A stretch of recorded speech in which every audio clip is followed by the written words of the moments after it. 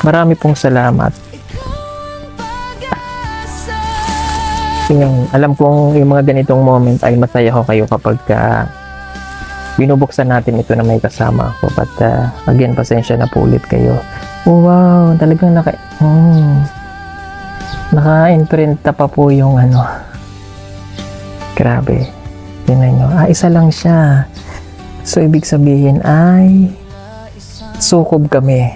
Tingnan nyo yung kumot. Oh. Meron pa siyang print na gano'n, no? Ayan, no? Wow! Grabe. Ang ganda. Oh. Ganito po yung nakalagay sa kumot. Meron siyang mga pictures. Grabe yung effort nung nagbigay nito. Marami pong salamat. Daming nakalagay. Meron siyang mga pictures namin. Lahat. Ayan, oh. Yan yung mga nakalagay. Mga pictures kung saan kami namasyal, kung saan kami nakapunta. Nandiyan siya.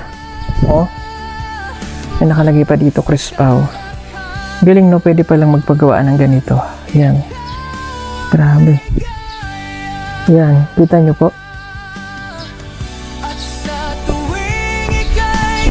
Kita nyo? Diba mga kababayan, grabe yung effort. Grabe yung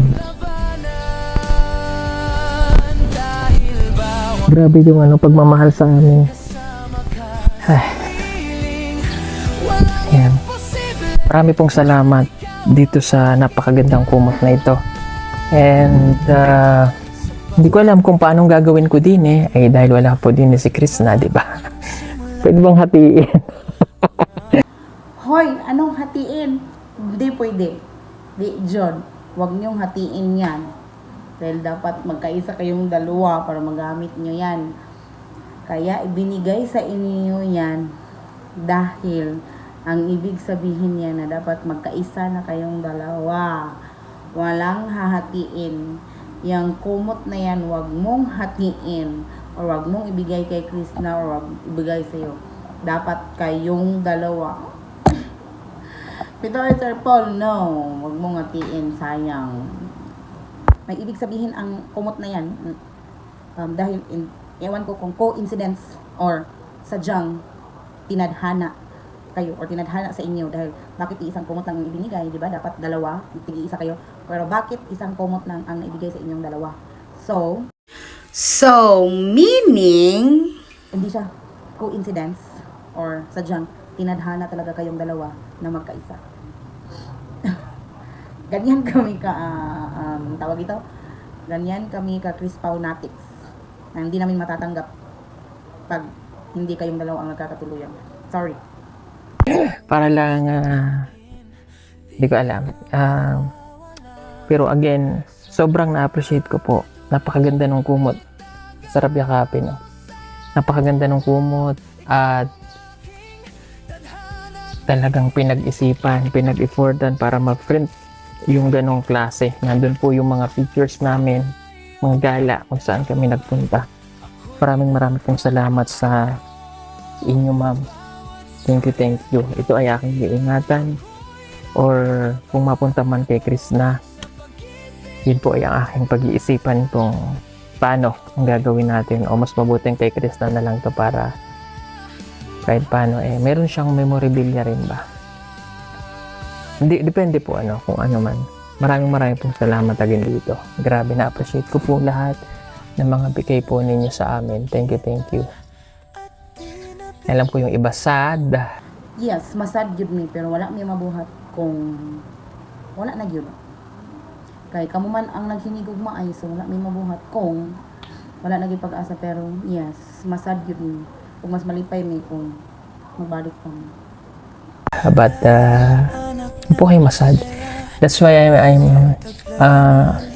I'm praying and I'm helping you na kahit paano kahit dun sa mga sound lang, alam kong kayo ay namimiss ninyo at paunti-unti ko kayong dadalhin doon na kahit paano ay may mapakinggan kayo. At kung kayo nalulungkot, pwede nyo pong balikan yung mga nakaraan na ating mga ginawa ng teleserye pwede nyo po yung balikan.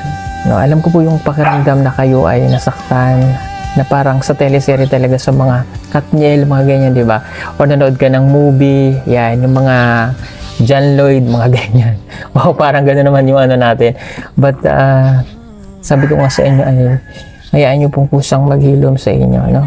At, marating din ninyo yung kasiyahan sa inyong mga puso na darating din yung tamang panahon na yun. Diba po? At kung gusto nyo pong mapakinggan yung music na yan, ay pwede nyo pong puntahan ang isa ko pang YouTube channel. Ipin comment ko na lang din dyan sa baba. Nandun naka-upload ang full theme song ng teleserye Ikaw Ang Aking Tadhana para mapakinggan ninyo ng buo at kung kayo ay namimiss ninyo or kayo ay gusto nyong mapakinggan ulit ng buo yun, ay doon nyo lang po i-play, pwede nyong i-download at pakinggan sa inyong mga cellphone, sa speaker. Yan, pwede nyong gamitin po, ano. Oh, di ba? May isang YouTube channel. Tapos yung isang YouTube channel na yan is may song na in-upload. Tapos, yung song na Ikaw Ang Aking Tadhana.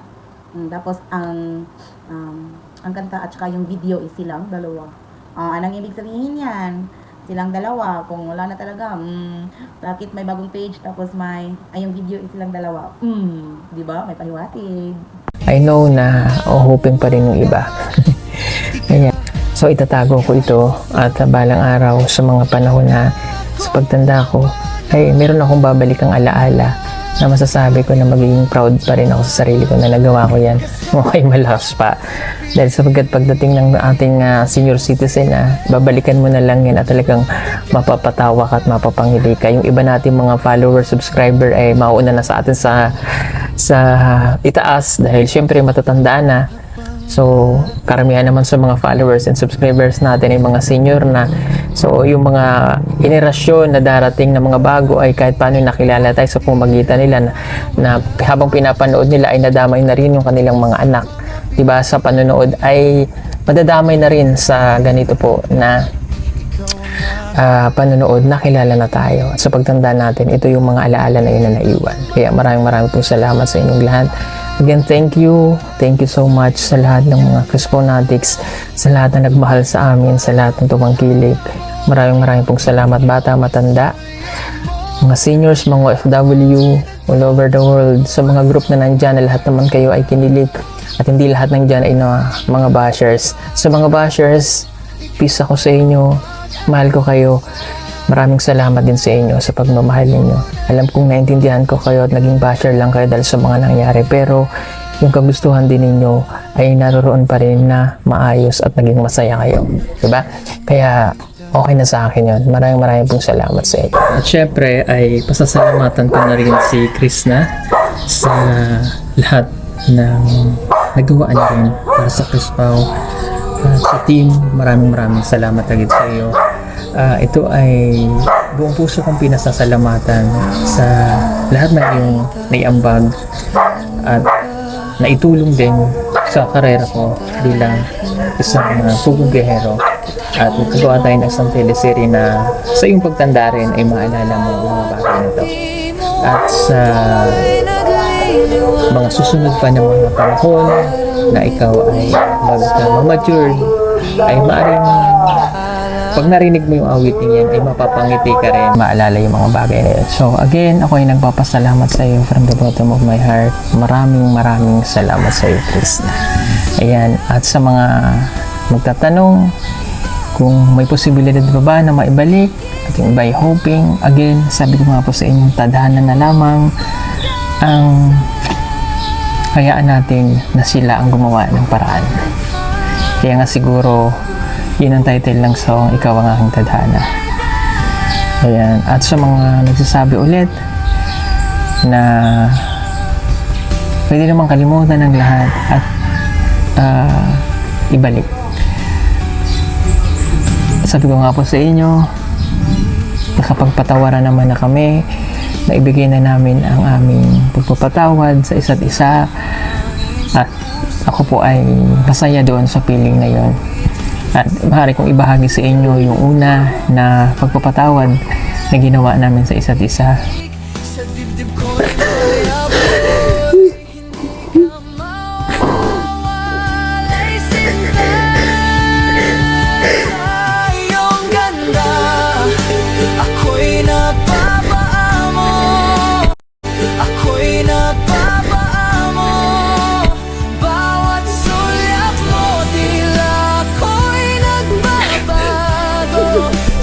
Ng umaga, ikaw ang pag-asa.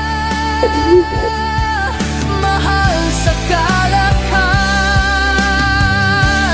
ikaw ang ligaya.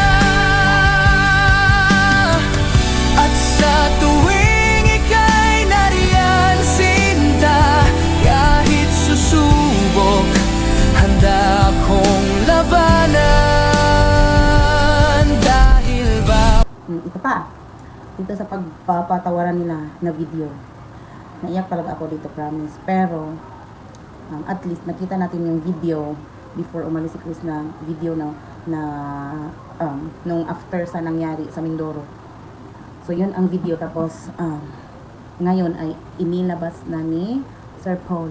So, that means, dahil inilabas na niya, okay na sila. Okay na silang dalawa. Tapos, hindi natin alam ang kasunod kung ano na ang ilalabas.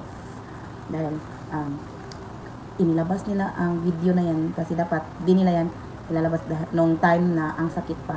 Pero ngayon, na nailabas na dahil okay na sila. Tapos, tanggap na nila ang mga pangyayari.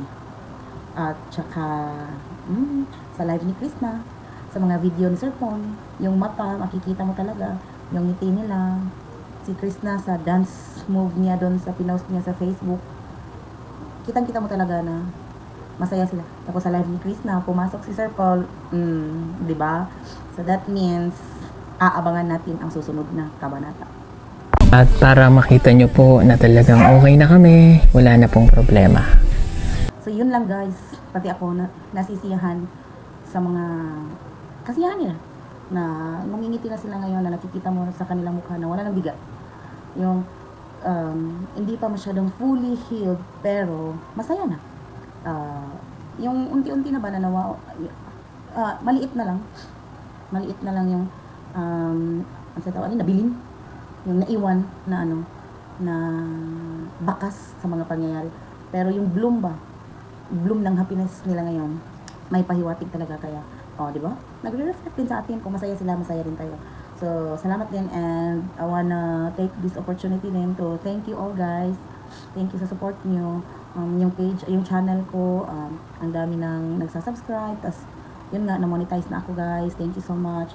Kahit ang mga maliliit lang na income pero at least nagbunga yung mga tiyaga natin. Tas, ayun na nga, nag-monetize na ako at sana dahil yan po ang dalangin ko dati pa na maging hindi ko alam kung anong plano ng Diyos, ng Panginoon, pero gusto ko talagang makatulong din kahit ako sa sarili ko ay di naman mayaman, pero kaya nga nafe-feel ko yung mga tao na nahihirapan dahil feel ko yung kahirapan din, kaya gusto kong tumulong. Sana itong channel ko ay magamit din sa pagtulong sa iba, maging channel din ako para sa iba na mas nangangailangan kaysa sa akin. Kaya ko naman kasi kaya ko magtrabaho, kaya kong humanap ng pagkakakitaan, pero yung iba talaga na katulad nung sa post ko kay Nanay Tranquilina, ang hirap talaga ng kalagayan niya, kaya gusto kong sana matulungan siya. Sana kagaya ng ibang mga charity vlogger ba na kahit maliit lang pero at least nakapagpasaya ka ng tao, dahil di natin alam yung mga struggles nila. Sa simpleng kabutihan lang natin na maibigay sa kanila, malaking tulong yun para sa pang-araw-araw na pagpakabuhay nila dito sa mundo kahit na nahihirapan. So spread love, spread positivity, and spread kindness. Thank you so much. Sana hindi kayo magsawa magsuporta sa channel ko at sana lahat tayo i-bless ng Panginoon. Thank you.